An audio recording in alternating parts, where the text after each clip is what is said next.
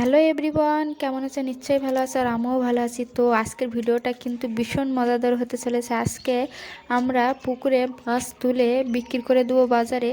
তো এখন হচ্ছে বিকালে আমরা মাঠে চলে যাচ্ছি। মাঠের থেকে আমরা সর্ষে গাছ বাড়ি এনে রেখে তারপরের দিন সকালবেলা উঠে মানে ভোর 4টের দিকে আমরা চলে যাব পুকুরে মাছ ধরতে, আর ওই মাছ তুলে বাজারে বিক্রি করা হবে। তো দেখো, আমরা আগের দিন সর্ষে ঝেড়ে কিন্তু এখানে সর্ষে গাছগুলো রেখে গিয়েছিলাম, আর এখান থেকে আমরা আবার বয়ে বয়ে বাড়ি নিয়ে চলে যাব ভ্যানে করে। তো দেখো, তোমাদের দাদাভাই তো অলরেডি চলে যাচ্ছে আর আমরা দুজনে পিছনে পড়ে গিয়েছিলাম। তো আমি পাচ্ছিলাম না, তোমাদের দাদাভাই আবার আমার কাছ থেকে নিয়ে ভ্যানে সাজিয়ে দেখো ভ্যানটা নিয়ে আমরা বাড়িও চলে এসেছি। তো দেখো বন্ধুরা, তারপরের দিন কিন্তু 4টের দিকে আমরা উঠেছি, আর দেখো কত অন্ধকার, এখনও প্রচুর অন্ধকার। আর অন্ধকারে তোমাদের বেশি ভিডিও আমি দেখাইনি, ওই জন্য পরিষ্কার হয়ে যাওয়ার পরে আমি ভিডিওগুলো দেখাচ্ছি দেখো। আর আগে তো অন্ধকারে এসে আমরা, তোমাদের দাদাভাই পালা তুলেছে, মানে যত কঞ্চি ছিল সব তুলে উপরে রেখে তারপরে মাছ ধরা হচ্ছে। আর প্রচুর পাতা বন্ধুরা, এখানে পাতা পরিষ্কার করতে করতে সে টাইম হয়ে যাচ্ছে আমাদের। এর অতটা মাছ ধরার আগেই কিন্তু পাতা পরিষ্কার করা হচ্ছে, এরকম হয়ে যাচ্ছে। তো দেখো, আমরা কিন্তু সিলভার কাপগুলো ছেড়ে দিচ্ছি, আর পোনা মাছ যেগুলো একটু বড় হয়ে যায় সেগুলোকে রুই মাছ বলে। তো ওগুলো আমরা নিয়ে বাজারে বিক্রি করব। তো আর বাদবাকি মাছ সব ছেড়ে রাখবো। তো দেখো বন্ধুরা, আমাদের কিন্তু মাছ ধরা অলরেডি শুরু হয়ে গেছে, তোমরা দেখতে থাকো।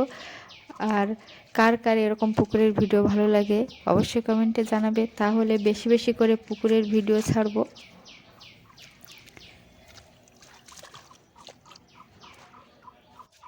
আর সকালে তো উঠতেই ভালো লাগছিল না, তোমাদের দাদাভাই জোর করে আমাকে তুলে নিয়ে চলে যাচ্ছে। আর আমার রাত্রে এসে তখন ভয়ও লাগছিল, বসেছিলাম ওখানটায় আর ঠান্ডাও লাগছিল। তো দেখো, আমি তো এখনও এই চাদর খুলিনি, এখনও কিন্তু অনেক সকাল আছে, তোমরা দেখলেই বুঝতে তো পারছো। চতুর্দিকে কিন্তু কুয়াশাও আছে।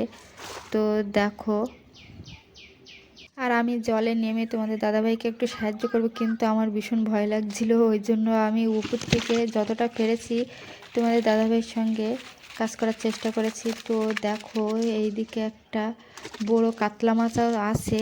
তো এই কাতলা মাছটা আমরা নেব না, এটা মানে আরও বড় করা হবে, বড় করে তারপরে আমাদের বাড়ির জন্য খাওয়া হবে।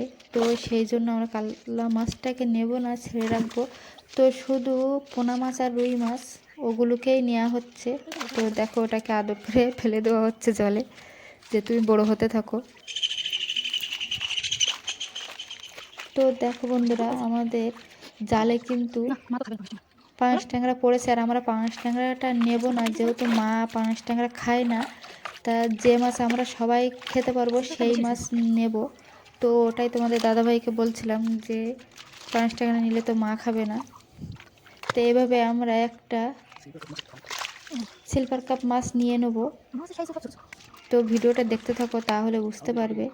তো দেখো, আমরা সিলভার কাপ মাছটা নিয়ে নিয়েছি, আর আর পোনা মাছগুলোও নিয়ে নিচ্ছি বিক্রি করার জন্য। তো দেখো, আমি কিন্তু ওখান থেকে নিয়ে এসে ক্যারেটে জাবিয়ে রাখছি, যেহেতু যত মাছটা জানতে থাকবে তত ও ভালো হবে বিক্রি করতে, ভালো ভালো দাম পাওয়া যাবে আর কি।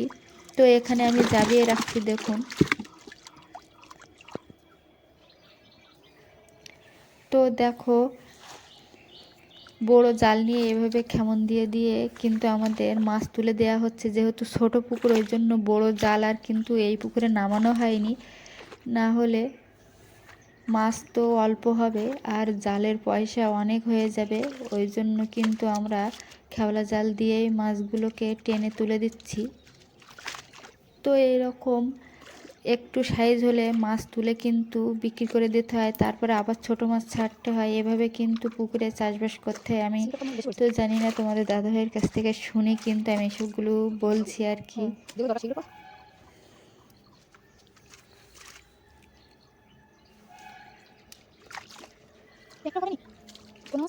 আমি এদিকে কাজও করছি, তোমাদের ভিডিও করে দেখাচ্ছি, ওই জন্য ভালো কিন্তু ভিডিও করে দেখাতেও পারিনি। তো দেখো তোমাদের দাদাভাই কিন্তু বাজারে চলে গিয়েছিল, আর আমি এইদিকে বাড়ি এসে রান্না বান্না বসিয়ে দিয়েছি। দেখো আমার ভাত তো অলরেডি হয়েও গেছে, আর এদিকে মাছ ভাজা শুরু করে দিয়েছি। আর আমরা যেহেতু 5জন মানুষ, ওই জন্য 2টো মাছ আমরা নিয়ে এসেছিলাম, মানে দুপুরে সকালে রাত্রে হয়ে যাবে ওই জন্য। তো এইদিকে কিন্তু আমি কি রান্না করেছি দেখো, সইনের ফুল ভাজা আর মাছ দিয়ে আলু দিয়ে ঝোল করেছি।